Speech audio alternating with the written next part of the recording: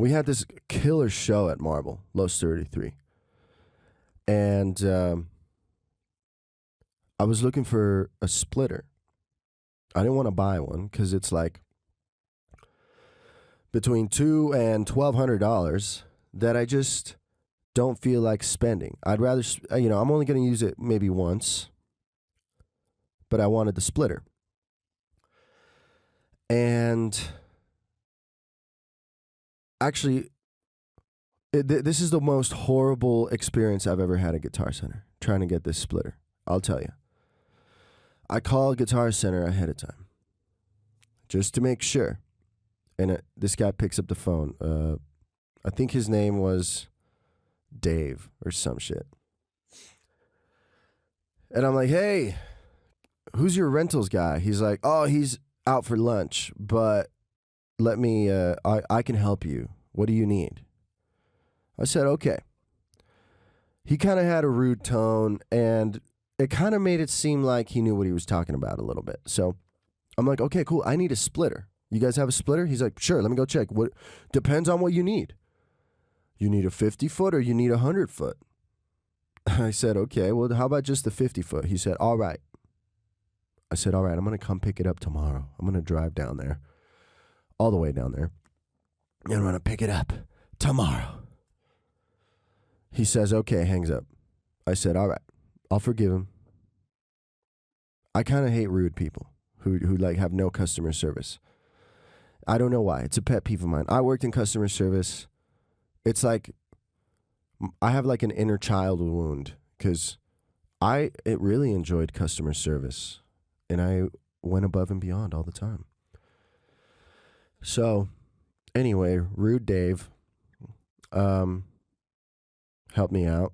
So then I go down there and I walk in and there's rude Dave. I say, hey. I didn't know it was rude Dave at first. Like, hey, I'm here. Where's your rentals guy? And he's like, what do you need? I'm like, oh, you're the rentals guy? He's like, no, he's out for lunch. Okay, 2 days in a row. Rentals guy is out for lunch 2 days in a row. Okay. Rentals guy name was like Steve or some shit. So we're going to call him Hungry Steve. So Hungry Steve is out for lunch, and rude Dave is the liaison of the rentals guy when he's out for lunch, I guess. So I tell him, hey, I need that splitter. He says, okay, I'll be right back. Goes, gets a snake, a regular snake, like a 16-channel snake. And I say, oh, hey, that's not a splitter, actually. He's like, what? And, the reason I told him that is because it's kind of a common mistake if he's not the rentals guy, like if he doesn't know the equipment. I was like, that's not the splitter. He's like, oh, shit, well, let me go get Steve. And he goes, and Steve's actually just chilling at the front, talking to people, out for lunch. And he's like, yo, this guy needs a splitter. And Steve's like, what do you need it for? And I'm like, what? For splitting? Well, it's a very niche, very popular piece of equipment now. Okay? What do you mean, what do I need a splitter for? For splitting. Anyway, I don't say all that. I'm like, well, you don't know what a splitter is? And he just looks at me like, we don't carry those. And he walks away. And I was just like, well, shit. It's the day before the gig. I guess that's my fault. But if only Hungry Steve had been in the day before to let me know that they don't carry splitters, then I would have had an extra day to find a splitter at the right place. I ended up having to go, and I bought one. It was like $300, but it was one of the $1,200 ones.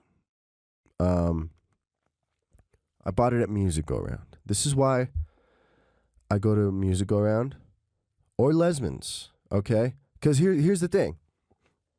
After I said I'm vowing I'm never going back to Guitar Center ever again, I'm going to forgive them for that horrible fiasco, but I'm never going back.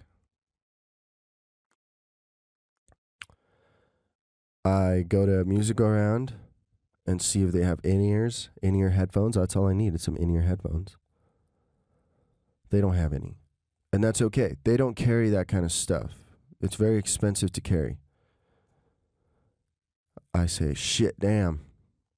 I call another friend I call Sandia Music and Sound. They don't have headphones. And I'm like, well, shit. So I have to go back to Guitar Center after I had vowed never to go back. And I go in. And there's Hungry Steve and Rude Dave. And they're ignoring me, okay? They're ashamed. They're ashamed of what they've done. And they won't look me in the eye. They finally I stand around for like 10 minutes waiting for somebody to help me out over by the in-ears display. And finally a young guy comes up, and he's helpful and kind and polite. Customer service.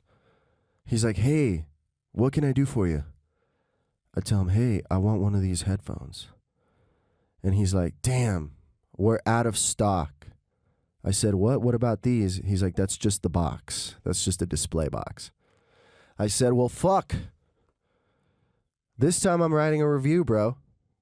I had to. I had to go and write a negative Google review because it was just the most horrible thing. Okay? I end up calling Lesmans on I was inspired, okay? I don't think about Lesmans that often. But my friend Charlie works there.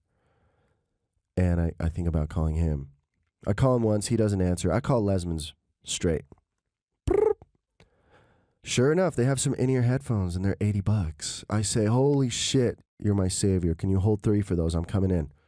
I come in, and the owner, Mark, answers the door. He remembers me from when Charlie introduced me like years ago. He's like, hey, Edgar Wonder.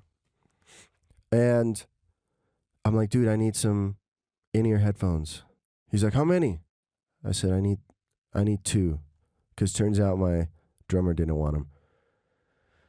And he says, I'll give you a discount. They were $80. He gave them to me for $79.99. No, he did give me a discount.